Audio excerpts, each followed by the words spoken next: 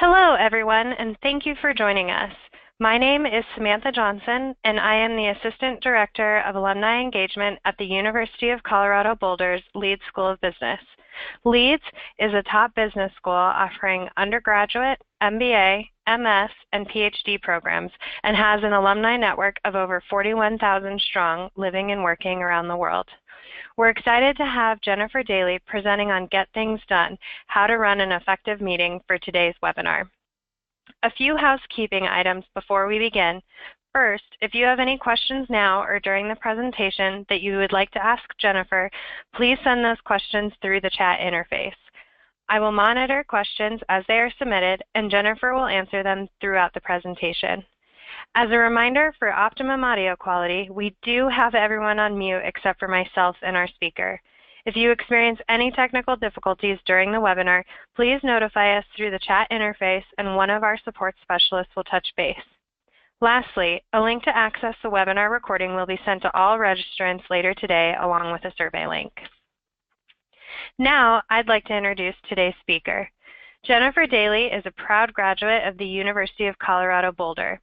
She graduated with a Bachelor's of Arts in International Affairs and Chinese. After graduation, Jennifer moved to China and taught English. She currently works at the Leeds School of Business in the Advancement Office, elevating the incredible work of the students and the faculty and leading meetings daily. Meeting facilitation became an interest after the first few meetings she ran as an intern went horribly. She set out on a path to improve her meetings, and it turned into a passion. She found the science behind a successful meeting interesting and, most importantly, effective. In addition to this, she volunteers with the University of Colorado Restorative Justice Program, facilitating community conferences. Welcome, Jennifer, and thank you so much for being here. Great. Thank you so much, Sam. I'm really excited to be here today to talk to you guys about how to run an effective meeting. So let's get right into it.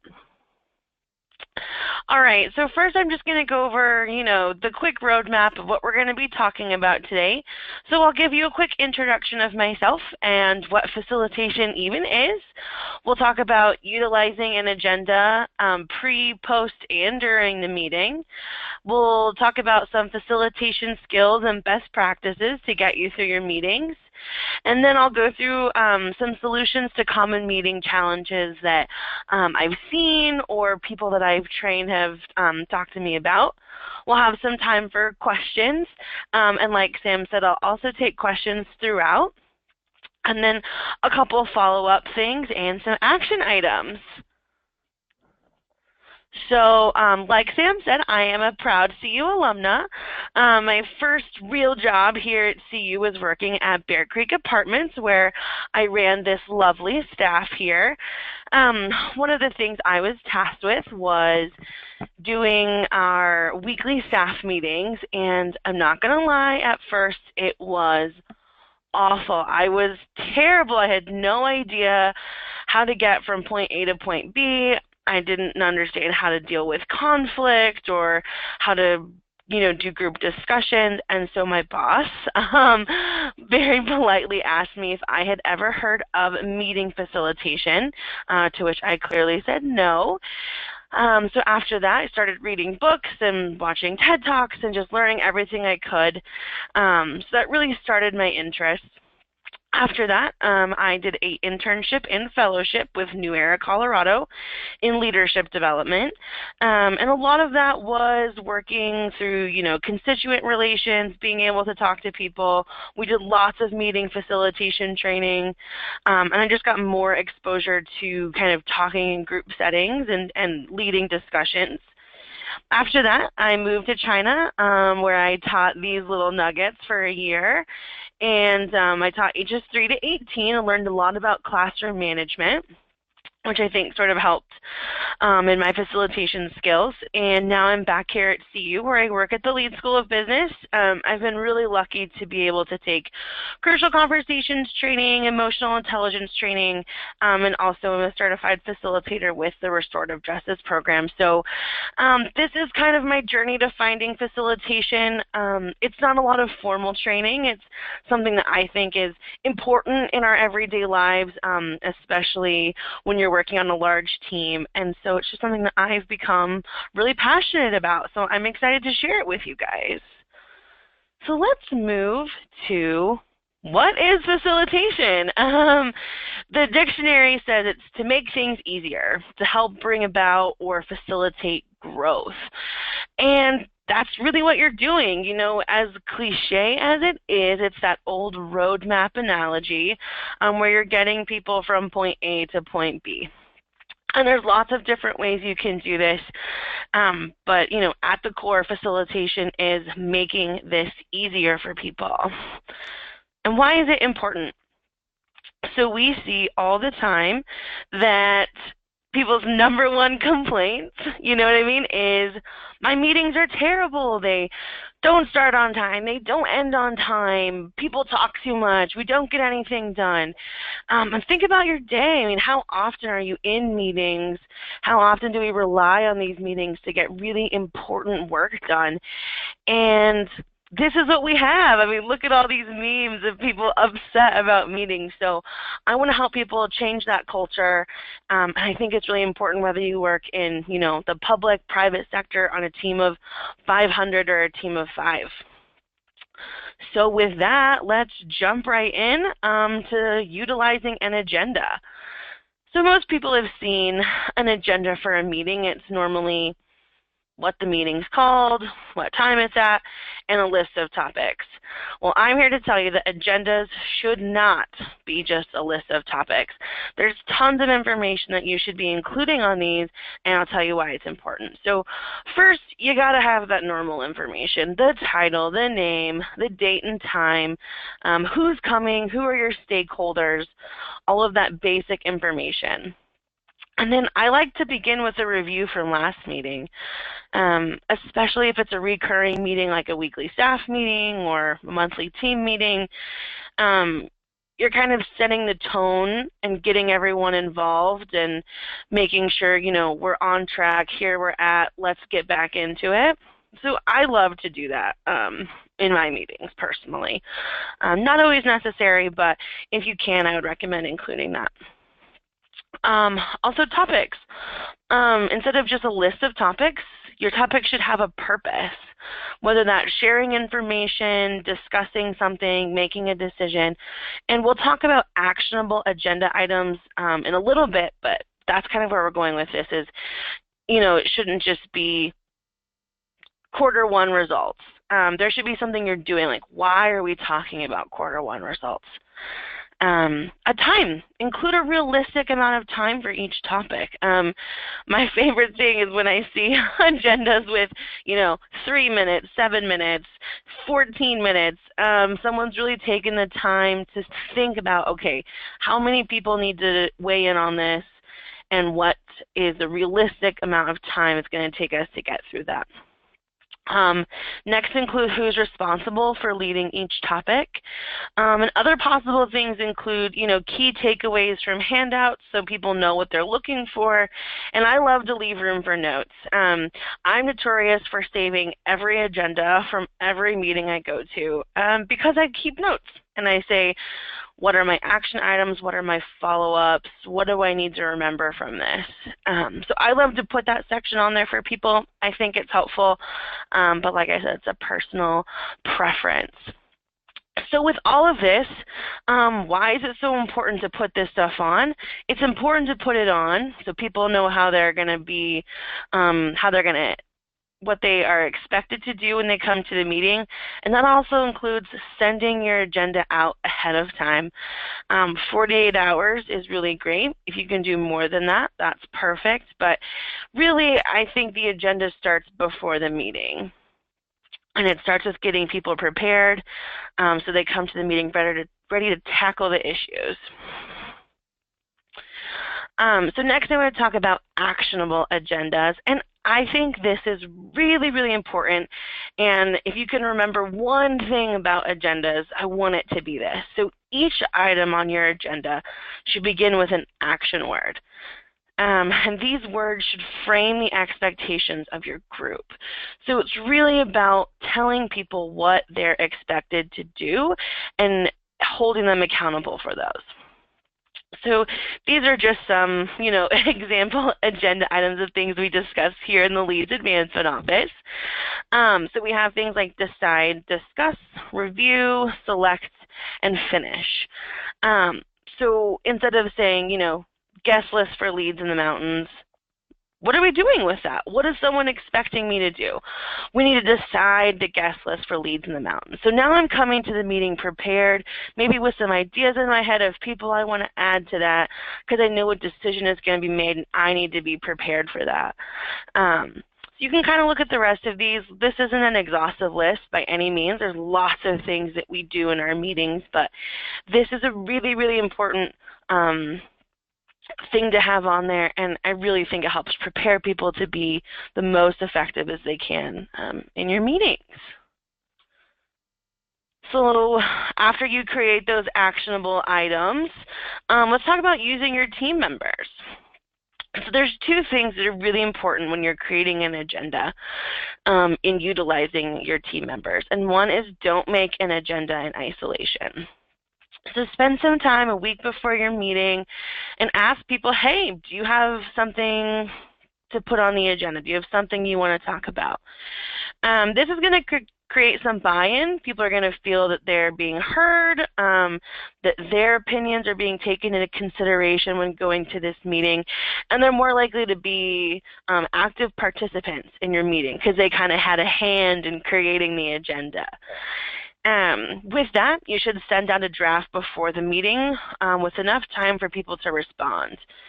So put everything you can on there, send it out, ask for feedback. Do you think this will take more or less time? Again, you're just creating that buy-in, creating that team culture. And then last is spend time at the end of your meeting to create agenda items for the next.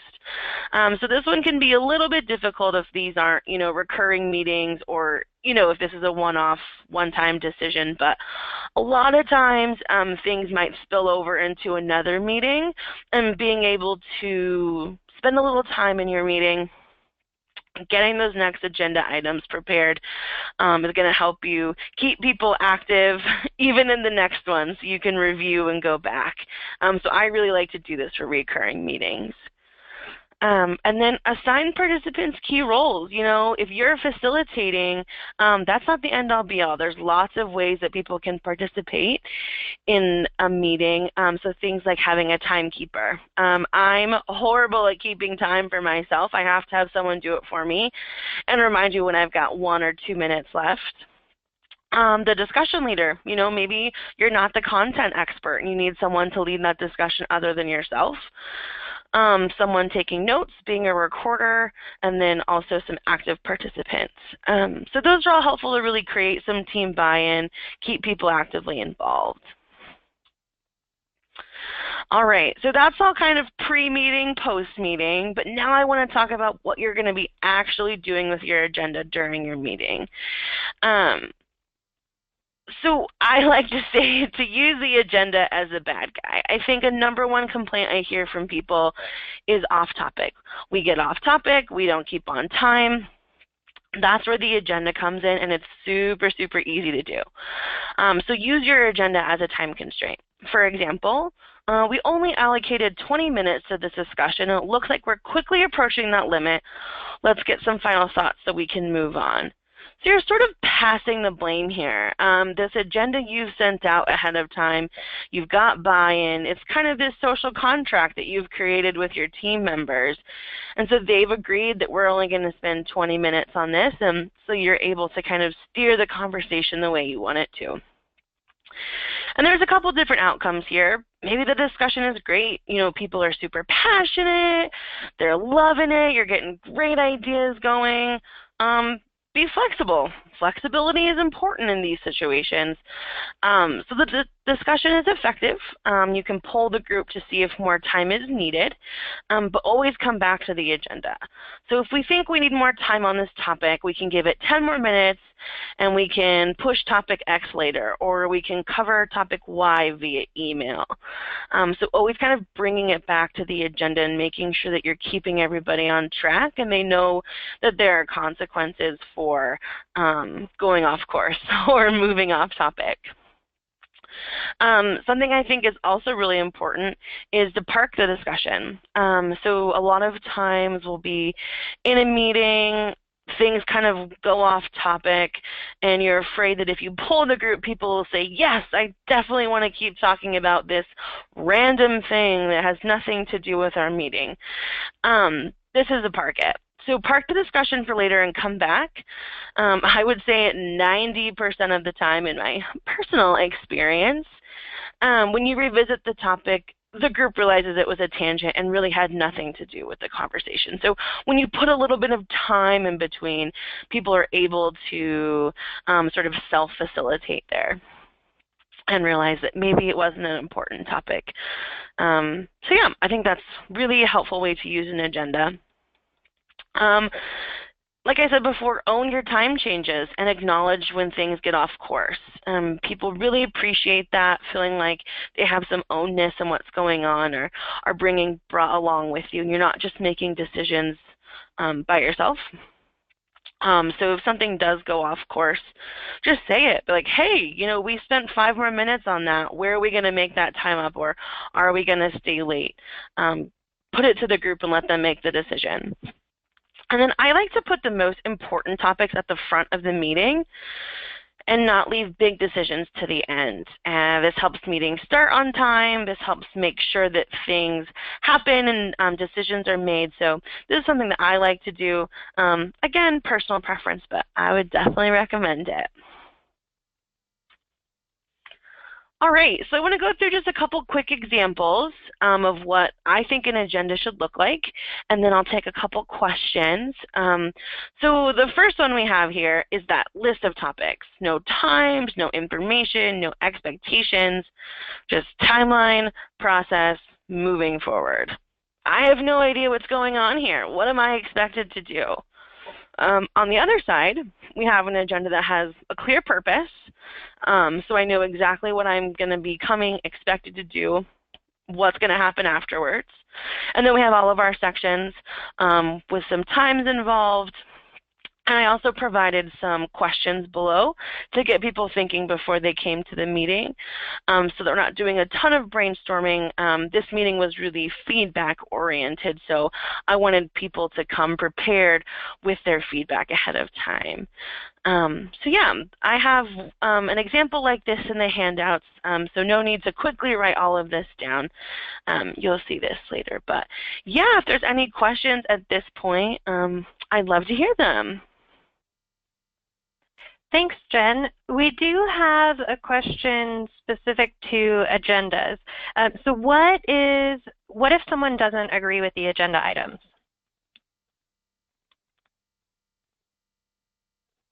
Awesome. Yeah, that's a great question. Definitely possible, right? If you are sending your agenda out to get feedback, large possibility that you're going to get feedback that someone disagrees with you. Totally fine. I think this is actually great when someone says, comes back and says, hey, I don't think we should be talking about this in this meeting, or I think this is going to take more time than you think. You can create a dialogue. You can create a conversation and get other people involved. Maybe you go and talk to that person and see where you're at. I think this really is about not making an agenda in isolation. Maybe they're right, maybe they're wrong. But creating that dialogue will help you create some buy-in. And so that person's going to feel involved and then be an active participant in your meeting. So I hope that's helpful. I think disagreement's fine. Just got to make sure you're communicating. Great. Thanks so much, Jen. And it doesn't look like we have any other questions at this time. People are feeling good about agendas. Perfect. So like I said, there'll be a couple examples in the handouts later. You can always come back and look at this, but I really think agendas are one of the most important tools that you have to facilitate effective meetings. So with that said, let's move on to facilitation. All right.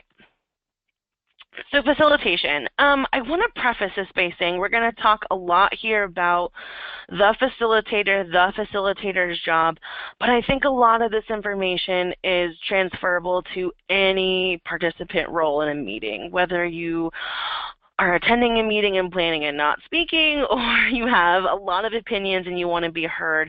I think a lot of this will help you see how an effective meeting should be run, and how you, as either the facilitator or the participant, can help move your group in the right direction. So like I said earlier, any questions you have, feel free to pass those along to Sam. We'll answer them throughout. So let's get into it here. So facilitator's job. Your job is to really help the group reach the best outcome possible. Like I said, starts with the agenda. And now we're here in the meeting. And there are also other roles we play in meetings, like I said, participant, discussion leader, content expert. A lot of these skills we're going to go over here in the next couple slides will help with any role. So first, you got to understand and respect the rules, culture, and code of conduct on your team. First and foremost, start and end on time. This is huge. It's such a big pain point for people when meetings don't start on time and when they don't end on time. Got to respect your teammates' time. Like I said earlier, if things are running off time, just say it, own it. Give an explanation and allow the group to help you make the decision on where you're going to go and how you're going to fix the timing issues. I'm a big proponent of giving everyone a chance to speak.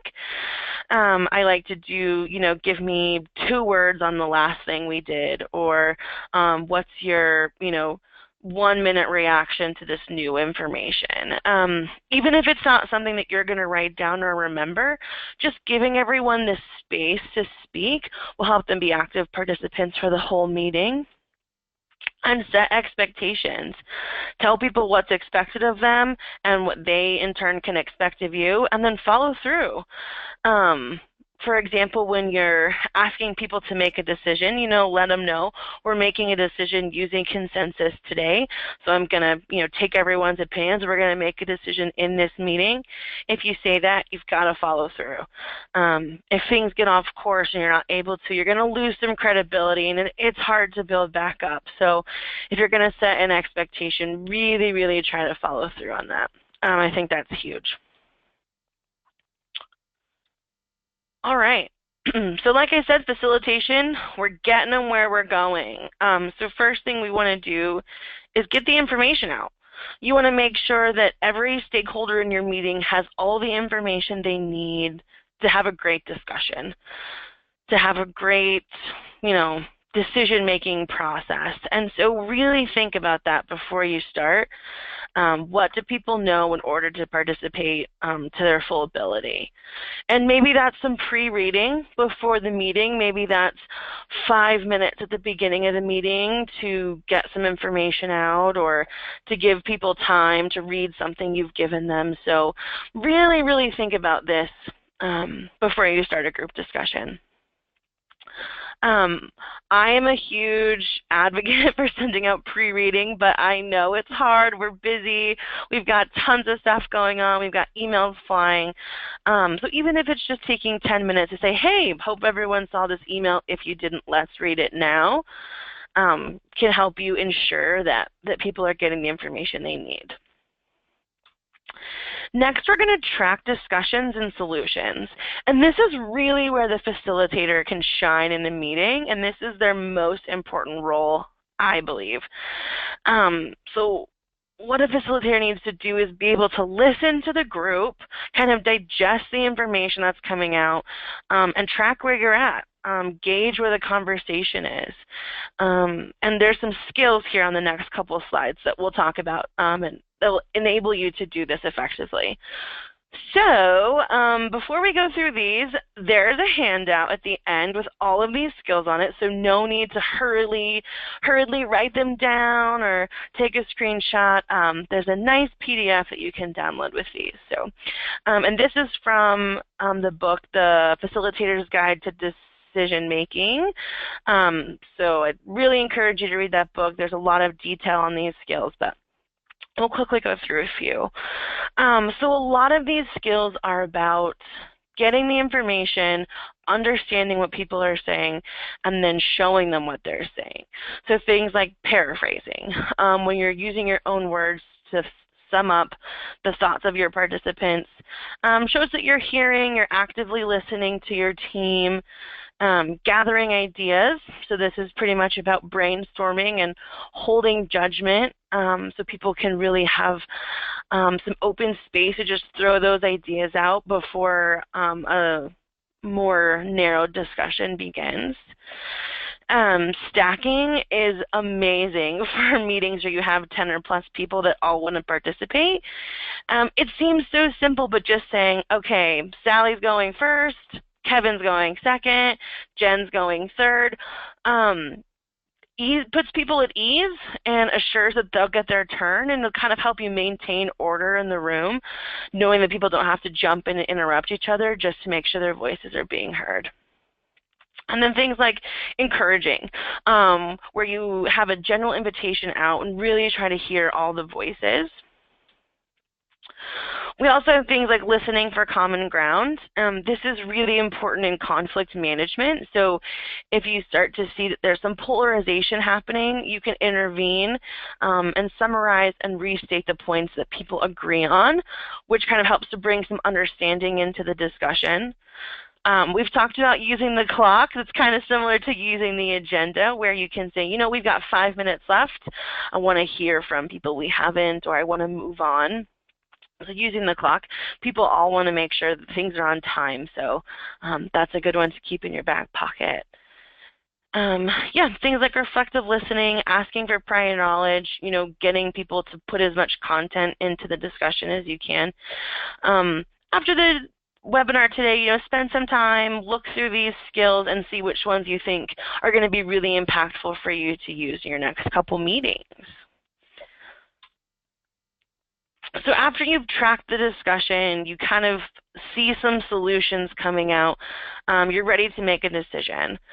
Like, not all meetings are decision-making meetings. You know, some meetings really are just getting the information out, maybe discussing, maybe an update. But I think some of these things are still really helpful with trying to get people to kind of come together around an idea. So you're going to want to gauge where you are in the conversation. And if you think the group's ready to make a decision, you'll see some of these signs. So the first one, more than a few people are talking about implementing an idea. So you've noticed that the conversation's moved away from just throwing out ideas to how we're going to actually bring those ideas to life. And that's a really exciting stage, and sometimes we have to kind of bring everyone back together and be like, okay, so it sounds like we've decided on an idea. Is that where we're at, or do we want to brainstorm some more? And so just keeping people moving along. This one sounds really simple, but there's a lot of nodding. You know, if you look around the room and you see people nodding their heads in agreement, point it out. Be like, hey, I see some nodding. Does that mean you agree? Do you want to speak more to your agreement there, or do you have a differing opinion? Also, if you see a clear proposal or series of proposals have started to surface. So sometimes people start sort of stacking solutions, and you can kind of say, all right, I think, you know, it sounds like we're really working towards solutions. Is that where the group wants to go? And this last one is my absolute favorite. People are repeating themselves. It's so easy. Once you're looking for it, it's so easy to see. It'll make you laugh that people start to say the same thing, but in different ways. And it's great because everyone's in agreement, but they maybe don't realize they are. And so this is such a huge a plus for a facilitator, is seeing this and being like, hey, it sounds like we're all saying the same thing. I think we've made a decision. So yeah, so when you're ready to make a decision, look out for some of these, and you'll be able to help people move from ideation to solutions, which is really what we're looking for in most meetings. All right, so just want to wrap up with what I think the 3 big takeaways from this are, and then I'll take some questions. So first, the agenda is everything. It's how you get people prepared, it's how you get them following up, and it's also how you keep them engaged. Expectations are super important, so set them, follow through, and then reset. It's totally fine. Things don't always go as we want them to. Things change, but it's important to bring people along with those changes and to set new expectations and let everybody know where you're at in the decision-making process. And then know where you are and where you want to go. So before you plan a meeting, really look at what information do I have now and where do I want to be after this meeting is over. And that'll help guide you through what you're going to expect your team members to do and what you are going to do to bring them there. So knowing point A and point B is important. And a lot of that is that purpose piece where we're talking about what is the purpose of this meeting. So with that, I'd love to take some questions from you guys before we go through some solutions to common problems. Wonderful. Thanks, Jen. And just as a reminder to anyone, if you have any questions, you can submit those through the chat interface and we'll make sure that Jen answers them. So we do have a question. There's a theme with some of the questions. And so Jen, what do you recommend you do if either as a participant or as the facilitator of the meeting, what do you recommend when someone goes on a tangent and the meeting begins to get derailed?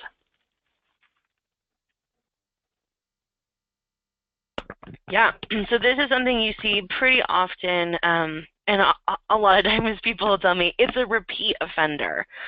And in these situations, I like to use the group. So the power of the group is so important. We're all there trying to work as a team, impress our colleagues. And so if someone's going off topic, they continually move the conversation off, pull the group. Be like, okay, it sounds like we're moving off topic. I just want to see a raise of hands. Are we thinking if this is going to be a good use of our time, or should we return to what we were talking about before? In my experience, most of the time, people are going to feel really confident in that situation because they don't have to speak out. It's just a hand raise that they'll say, hey, we want to stay on topic.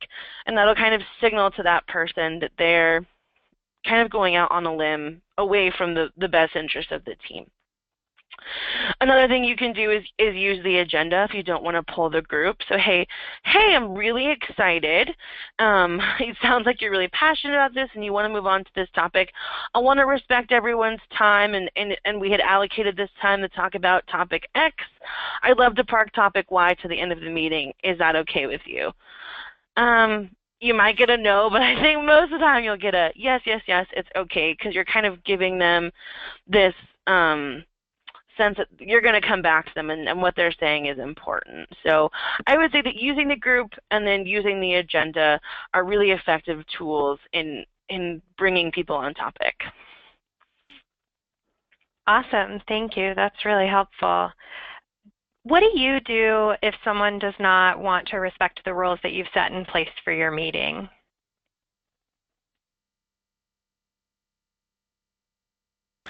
Yeah, so I think a lot of this is expectation setting. I try really hard at the beginning of all my meetings to say what I'm expecting. And so just an example, a meeting I ran pretty recently, you saw the agenda, was a feedback meeting. And at the front I said, hey, I'm looking for feedback, so there's not going to be a lot of group discussion, but I am going to want everyone's input. And as the meeting went on, I realized we were really brainstorming. And so we're brainstorming solutions to the feedback I was trying to solicit.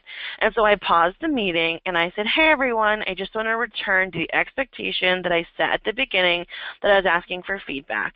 I appreciate everyone's excitement around solutions, but that's not what I want to do in this meeting. I'm happy to schedule another meeting if we want to talk about solutions. So I think just stepping out and revisiting the expectations, a lot of times, in my personal opinion, I don't think people are doing it intentionally. I don't think there's malice behind it. It's probably excitement or something on their own agenda. So just stepping out, revisiting those expectations, and then explaining why you were coming from or where you were coming from. So I hope that's helpful. We can talk a little bit more about that if someone has any more detailed questions. Wonderful, thank you. Another question that has come in that I think is great. Can you offer some advice on retaining the attention and or participation of crucial participants in meetings who tend to, whether it's mentally or physically, excuse themselves because they feel as if they need to address priorities that are perceived as higher? Sure. So I've got a couple different ways we can discuss on this. First is if it's a long meeting, take a break. I think any meeting longer than an hour, you really need just a couple-minute break. I love to ask people to grab their stuff, stand up, and pick a new chair. It sounds silly, but just that small change of scenery and that little bit of movement kind of brings the group back to focus. So that's something I like to do. I also think being prepared and preparing your team is really important. So if you have a stakeholder who's essential to the meeting, tell them that up front and say, point it out on the agenda that you really need their input in section 2 or section 4 or in making a decision. And giving them, I know for me, I have a hard time participating when I'm not prepared. I don't feel confident in speaking out. It takes me a little bit longer to process things maybe. So being prepared helps me stay engaged.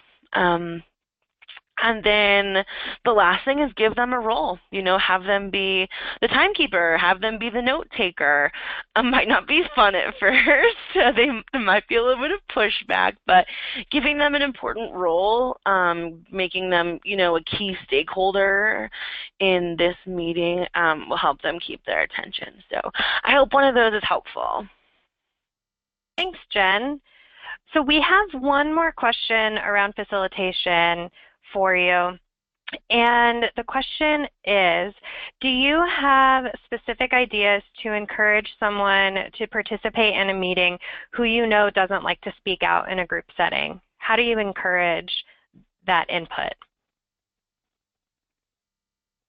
Yeah, this is such a great question and a question I get pretty often. And there's a couple different things. So something that you can do as a facilitator is giving people space. A lot of times we hear from the same people over and over, and it's a little bit difficult to quiet them. So you can do things like using the clock and just give people that haven't spoken up this space. So things like, hey, it looks like we only have about 5 minutes left of this discussion. I really appreciate all the input, but I'd like to hear from people who haven't spoken yet. And wait. That pause can be awkward. It's a little uncomfortable, I know, but it's so important just to really tell people, like, hey, I'm giving you the room to speak here, and I want to hear your voice. And be sincere. I mean, really work to drag those people out, encourage them into the conversation. As a participant, something you can do is that preparation. Look at the agenda ahead of time, get as much information as you can about the topic, and maybe write out what you want to say. This is something that I often do because, like I said before, without being prepared, I feel less confident to speak out in meetings. So even writing down things I want to ask is really helpful for me to speak out. So I think a lot of it's giving people space, and then on the other end is helping people and yourself be prepared.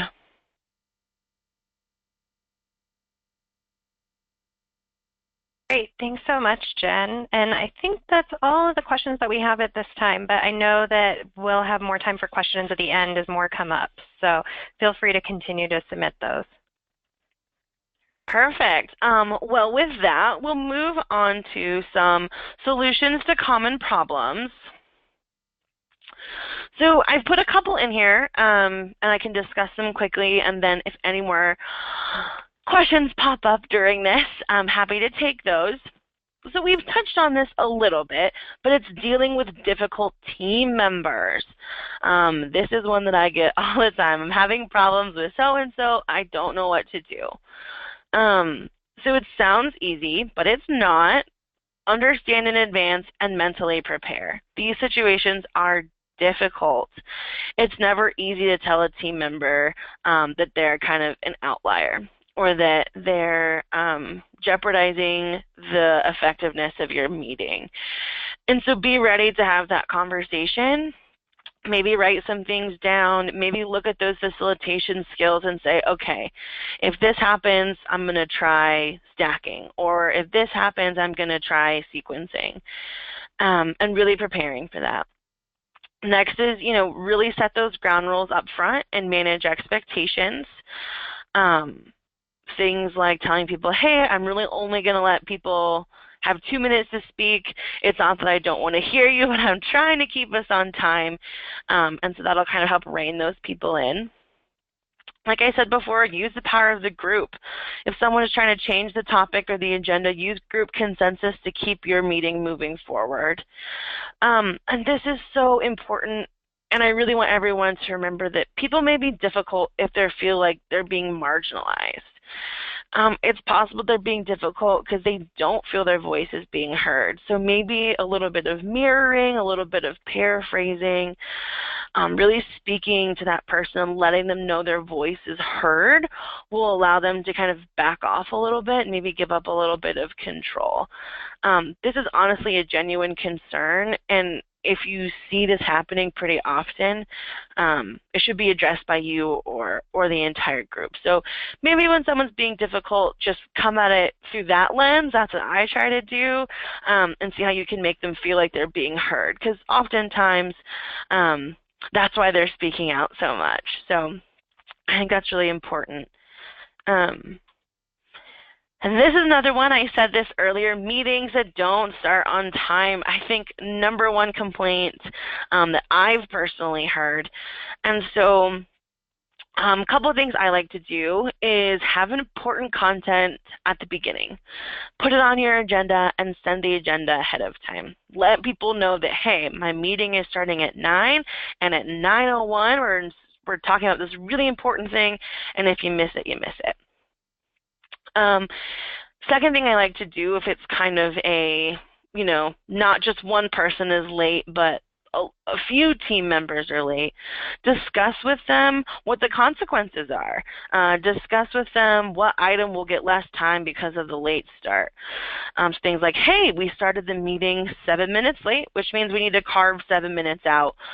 So what thing are we going to take off? Or what thing are we going to have to push to another meeting because we didn't start on time? It'll be awkward at first, I'm not going to lie. It's not fun to say to people. They're like, hey, you messed up and here's what's happening. But after a few times of that, they'll really start to get it, and people will be there ready and prepared to have a good meeting.